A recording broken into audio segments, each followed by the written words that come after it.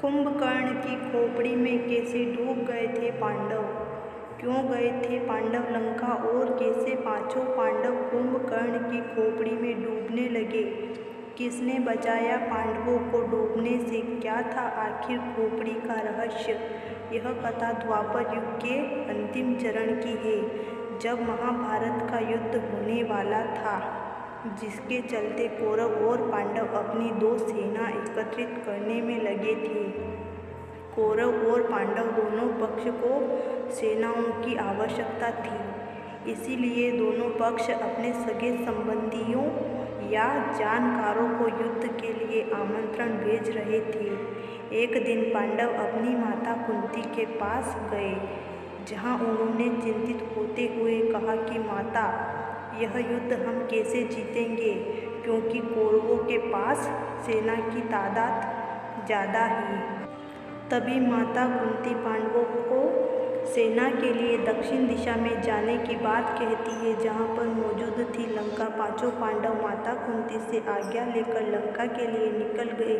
रास्ते में उन्होंने भगवान शिव के दर्शन किए। लंका तक जाने का इकलौता मार्ग था राम सेतु, जो कि उस समय टूटा हुआ था, इसलिए लंका जाने के लिए उस क्षेत्र के लोग राम सेतु की मरम्मत किया करते थे। उसी सेतु के माध्यम से पांडव लंका पहुँचे। तब उन्होंने वहां पहुंचकर माता मंडोदरी से भेंट की। माता मंडोदरी से मिलते ही पांडवों ने माता मंडोदरी को प्रणाम किया और कहा कि आर्यव्रत में अधर्म फैल चुका है, जिसके चलते हमें अपने सगे संबंधियों के साथ एक विशाल युद्ध में कूदना पड़ रहा है, जो धर्म और अधर्म की डोरी को समेटे हुआ है। हम अपनी माता कुंती के आदेश से ही यहाँ आए हैं और आपसे चाहते हैं कि आप अपनी विशाल सेना से महाभारत के युद्ध में हमारा समर्थन करें। तब मंदोदरी ने कहा कि लंका के राजा रावण पहले ही स्वर्ग सिधार चुके हैं। स्वर्ग और इंद्र को जीतने वाला मेरा पुत्र मेघनाद भी पहले ही वीर गति को प्राप्त हो चुका है। वहीं मेरे देवर विभीषण पहले ही खुद को भगवान को समर्पित कर चुके हैं, इसलिए हम आपकी ज़्यादा सहायता नहीं कर सकते हैं, लेकिन हाँ, लंका के कुछ सैनिक जरूर आपको दे सकते हैं। लंका की सेना का साथ सुनकर युधिष्ठिर को खुशी हुई। वहीं रात होने की वजह से पांडवों ने लंका में ही निवास किया। सुबह मंदोदरी ने पांचों पांडवों को स्नान के लिए भेजा। पांचों पांडव स्नान के लिए सरोवर की तलाश में निकल पड़े। तभी उन्हें एक सरोवर दिखा, लेकिन आपको बता दें कि वो सरोवर नहीं बल्कि कुंभकर्ण की खोपड़ी थी। जैसे ही पांचों पांडव स्नान के लिए खोपड़ी में उतरे तो पांचों उस सरोवर में डूबने लगे। उन्हें कुछ समझ नहीं आ रहा था कि आखिर उनके साथ ऐसा क्यों हो रहा है।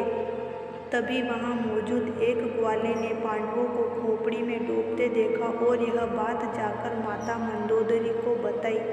मंदोदरी पांडवों की मदद के लिए सरोवर पहुंची। उन्होंने खोपड़ी को उल्टा किया और पांडवों को डूबने से बचाया। पांडवों ने माता मंडोदरी से पूछा कि आपने सरोवर को कैसे उल्टाया। तभी माता मंडोदरी बताती है कि सरोवर नहीं बल्कि मेरे देवर कुंभकर्ण की खोपड़ी है। यह सब सुनते ही पांचों पांडव एक पल के लिए हैरान रह गए। इसी के साथ माता मंडोदरी ने पांडवों को रावण की कथा भी सुनाई कि कैसे वो अधर्म के मार्ग पर चलते हुए भगवान श्री राम के हाथों मारे गए। मंदोदरी ने पांडवों को कहा कि अगर तुम धर्म के साथ हो तो निश्चित ही जीत तुम्हारी ही होगी। तुम्हारी सेना बड़ी हो या छोटी, उससे कोई फर्क नहीं पड़ता। और इस तरह पांचों पांडवों को माता मंदोदरी से एक सीख भी मिलती है।